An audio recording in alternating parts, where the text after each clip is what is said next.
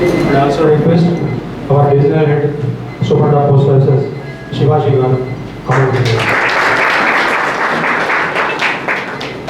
And I also request Kiran Garu, Assistant Superintendent of Post Offices.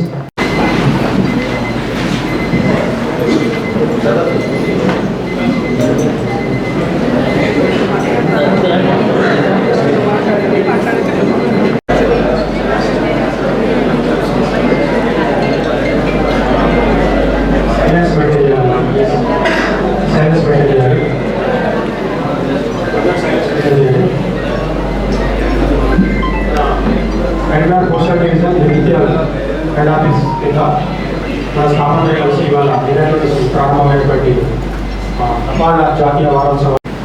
ఈరోజు మన వారోత్సవాల భాగంగా డా కమ్యూనిటీ డెవలప్మెంట్ ప్రోగ్రామ్ అనే కార్యక్రమాన్ని ఇవాళ మనం పెట్టుకున్నాము.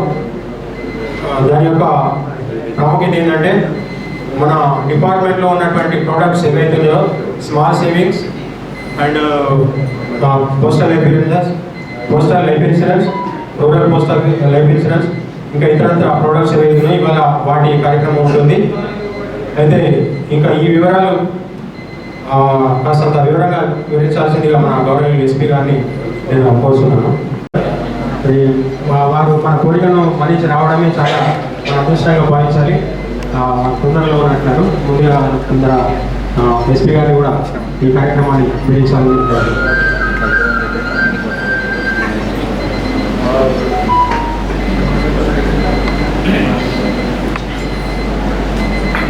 డీసీటీపీ కార్యక్రమం అంటే ఏంటంటే ఇదివరకు మనం మేళాస్ మీటింగ్స్ పెట్టుకునేవాళ్ళం.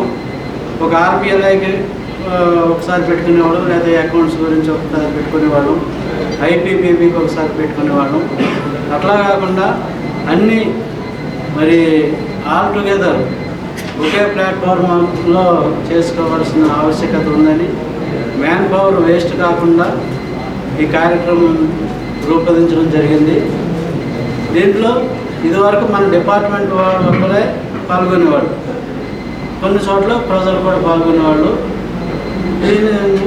ఈ డీసీటీపీ కార్యక్రమంలో స్టేట్ గవర్నమెంటు, లోకల్ గవర్నమెంట్ పీపుల్ని కూడా, ఆఫీసర్స్ని కూడా ఆహ్వానించి మనకున్న ప్రోడక్ట్స్ వివరాలు వారికి కూడా తెలియజేసి తద్వారా మన యొక్క స్కీమ్స్ ప్రజల్లోకి చేరవటానికి సహాయపడుతుందని ఈ కార్యక్రమం తలపెట్టారు.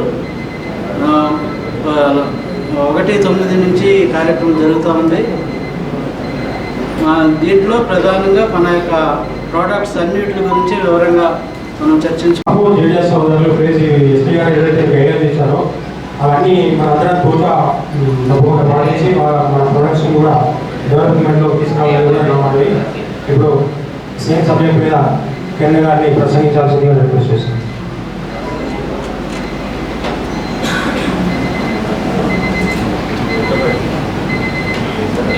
కానీ స్టేట్ గవర్నమెంట్ నుంచి కానీ మన డిపార్ట్మెంట్స్ నుంచి దీంట్లో ఇంక్లూడ్ చేసి ప్రజల్లోకి మన పథకాలను, స్కీమ్స్ను తీసుకెళ్లాలనేది ముఖ్య ఉద్దేశం. కాబట్టి మీరందరూ కూడా గ్రామ స్థాయిలో జరిగే ప్రతి మీటింగ్లో కూడా పార్టిసిపేట్ అయ్యి మన యొక్క డిపార్ట్మెంట్ స్కీమ్స్ గురించి ఎక్స్ప్లెయిన్ చేసి ప్రజల్లోకి తీసుకెళ్లాలని కోరుతున్నాను. మరియు నేషనల్ పోస్టల్ వీక్లో భాగంగా మీ అందరికీ అవేర్నెస్ క్రియేట్ చేయడం కోసం మరియు మనం ప్రజల్లో ఒక అవేర్నెస్ క్రియేట్ చేయాలి. డిపార్ట్మెంట్ ఏం సర్వీసెస్ ఇస్తుంది, డిపార్ట్మెంట్ ఎటువంటి రోల్ పోషిస్తుంది అనే దాని గురించి మనం ఈ వీక్ అనేది సెలబ్రేట్ చేసుకుంటున్నాము. మీ అందరికీ తెలుసు, ఒకప్పటి నుంచి ప్రజల్లో ఒక మంచి డిపార్ట్మెంట్గా కొనసాగిన వాటిల్లో పోస్టల్ కూడా ఒకటి. రీసెంట్గా మనము కొరియర్ అని ఇవన్నీ అవన్నీ చూస్తూ ఉన్నాము. బట్ ఈ రోజుకి కూడా గ్రామీణ ప్రజలకి అంత చేరువగా ఉన్న డిపార్ట్మెంట్ పోస్టల్. సో దీంట్లో మరి ఉన్నటువంటి ప్రయోజనాలు చాలామందికి తెలియకపోవడం వలన ఏమవుతున్నదంటే ఈ ప్రైవేట్ ఫైనాన్స్ వాళ్ళు చెప్పేటువంటి మోసపు మాటలు, ఈ పలానా దాంట్లో ఇన్వెస్ట్ చేస్తే ఇంత డబ్బులు ఇస్తారు వడ్డీ, లేదంటే దానికి ప్లాట్ ఇస్తారు, రెట్టింపుగా మనం పొదుపు చేసిన మొత్తం వచ్చేస్తుంది. ఇట్లాంటి మాటలు చెప్పేటప్పుడు వాళ్ళు ఎవరు చెప్తా ఉంటారో పదే వాళ్ళ మాటలకి ఆకర్షణ చెందుతారు. కాబట్టి మనమందరం కూడా మాట్లాడాల్సిన అవసరము ఆవశ్యకత ఉన్నదని నేను అనుకుంటున్నాను. సో మనకి ఇప్పుడే చెప్తున్నారు రవీంద్ర గారు స్కీమ్స్ ఏమేమి ఉన్నాయని చెప్పేసి. సో మహిళలకి సంబంధించి కూడా 7.5 వాళ్ళకి కూడా మీరు ఇవ్వడానికి అవకాశం ఉంది, 4 lakhs వరకు అని చెప్తున్నారు. సో నేనేమంటున్నా అంటే మీరు DRDA డిపార్ట్మెంట్ వాళ్ళ దగ్గర ఉన్నటువంటి మహిళా సంఘాల ద్వారా ప్రతి గ్రామంలోకి వెళ్ళడానికి వాళ్ళతో మీరు టైం కావాలి. వాళ్ళ మీటింగ్స్ ఎవ్రీ మంత్ అవుతాయి, మండల స్థాయిలో అవుతాయి, గ్రామ స్థాయిలో అవుతాయి, జిల్లా స్థాయిలో కూడా అవుతాయి. సో జిల్లాలో ఉన్నటువంటి ఆఫీసర్లు జిల్లా వాళ్ళతో, మండల స్థాయిలో ఉన్న వాళ్ళు మండల స్థాయి వాళ్ళతో, అదేవిధంగా గ్రామీణ ప్రాంతాల్లో మీరు ప్రత్యేకంగా ఒక మీటింగ్ పెట్టి పిలవాల్సిన పని కూడా లేదు. వాళ్ళు ఏ రోజు వాళ్ళ సమావేశం ఉందో తెలుసుకొని ఆ అకేషన్ని మనం వాడుకొని మన డిపార్ట్మెంట్కి అదేవిధంగా ప్రజలకి మోసం జరగకుండా మనము మన సేవల్ని విస్తృతంగా చేసుకోవడానికి అవకాశం ఉంటుందనేసి నాకు వచ్చిన ఆలోచన ఇప్పుడే చెప్పాను. అట్లానే ఇంకా వేరే విధంగా కూడా ఇప్పుడు LIC కూడా ఉంది. ఇప్పుడు LICలో మీకు తెలుసు ప్రైవేట్ భాగస్వామ్యంలో ఉన్న LICలు ఈ మధ్య కాలంలో వచ్చినాయి మనకు లిబరలైజేషన్లో భాగంగా. సో వాళ్ళది ఎట్లా ఉంటుందంటే మసిమూసి మారేకాయ చేసే రకంగానే ఉంటుంది. కానీ మన స్కీమ్లో ఉన్న మంచి ఏంటో మనకి మాత్రమే తెలుస్తుంది, ఎందుకంటే మనమే వాటిని దగ్గర నుంచి చూస్తాం కాబట్టి. కానీ సేమ్ ఇందాక మాట్లాడుతుందంటే దీంట్లో ఉన్న మంచిని మనం చెప్తే తప్ప వాళ్ళకి అర్థం కాదు. అందుకని అది మంచి చెప్పడం కంటే కూడా మనం చేయించాలి. మన రిలేషన్లోనో మన ఫ్రెండ్స్ సర్కిల్లోనో మనం ఒక విలేజ్లో చేయించి వాళ్ళకి ఆ ఫలితాలు చూపించినప్పుడు మనం ఇక చెప్పాల్సిన పని లేదు, వాళ్ళే వెళ్ళిపోతారు. సో అట్లా మనము మన వంతుగా ప్రతి ఒక్కరు, నేను ఒకరిని చేర్పిస్తాను, వాళ్ళు ఇంకొకరిని చేర్పించారు.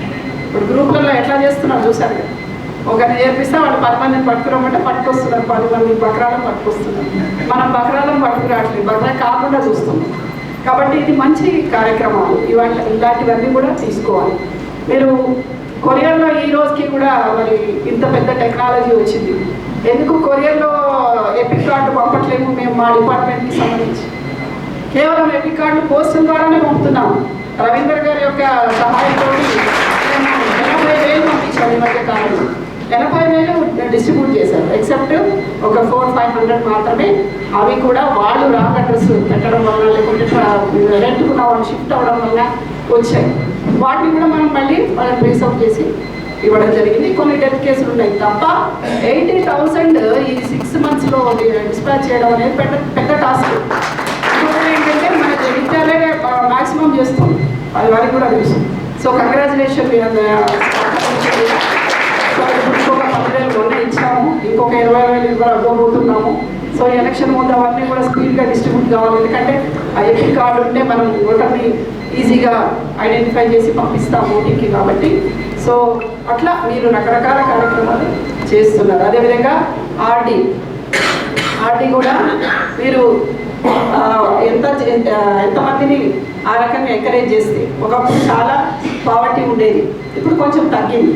సో జనాలు కూడా సేవింగ్స్ వైపు ఆలోచన చేస్తున్నారు. కరోనాకి థ్యాంక్స్, పొదుపు మీద జనాల్ని అవగాహన ఆలోచన రేకెత్తించింది. కొంతమందికి అది కూడా లేదు, ఎందుకంటే మళ్ళీ కరోనా వస్తే సంపాదించి ఏం చేస్తాం అనే వాళ్ళు కూడా ఉంటారు. సో 2 రకాలుగా అయిపోయారు. కానీ మెజారిటీ అయితే సేవింగ్స్ వైపు ఆలోచన చేస్తున్నారు. కాబట్టి దాన్ని మనం అందిపుచ్చుకొని మన డిపార్ట్మెంట్ని మనం నిలబెట్టుకోవాలి. మన కోసమే కాదు, మన భవిష్యత్తులో వచ్చేటువంటి జనరేషన్స్కి కూడా ఇలా మోసపూరితమైన వాటిలో పడద్దు అని అనుకుంటే మనం నిలబడాలి. మనం ఆర్టీసీ చూసాం, ఏమైంది, పడిపోయింది. ఎందుకు అంటే వాళ్ళు కూడా ఇలాగే మోయలేని భారం మోస్తున్నాం అనుకుంటూ నిర్లక్ష్యం చేయడం వల్ల పోయాడు. మనం అందులో భాగస్వాములం అనుకోవాలి. మనం ఆ యజ్ఞంలో ముందుకు తీసుకుపోవడానికి మనకు ఒక అవకాశం అనుకోవాలి. అట్లా ఎవరు అనుకుంటారో ఆ డిపార్ట్మెంట్లు సస్టైన్ అయితే ఫ్యూచర్కి నిలబడతాయి. ఒక రోజుకి వాళ్ళే అరే వీళ్ళు ఈ పనికిరాదనుకున్నాం మనం, కానీ ఇంత బాగా చేశారని చెప్పుకునే విధంగా ఉంటాం. మనకు తెలుసు ప్రభుత్వం సహకారము వీటన్నిటికీ ఎంత ఉంటాం, కానీ వాళ్ళ సహకారం ఎంతున్నా మనంతటి మనమే సహకరించుకుని మన యొక్క జీవితం మనకి జీవితాన్ని ఇచ్చిన ఈ డిపార్ట్మెంట్ని ప్రజలకి చేరువ చేస్తూ ప్రజల కోసం పనిచేస్తున్నాం. అది గుర్తుపెట్టుకొని ముందుకెళ్ళాలని చెప్పి నాకు ఈ మంచి అవకాశం ఇచ్చినందుకు థ్యాంక్ యూ సో మచ్.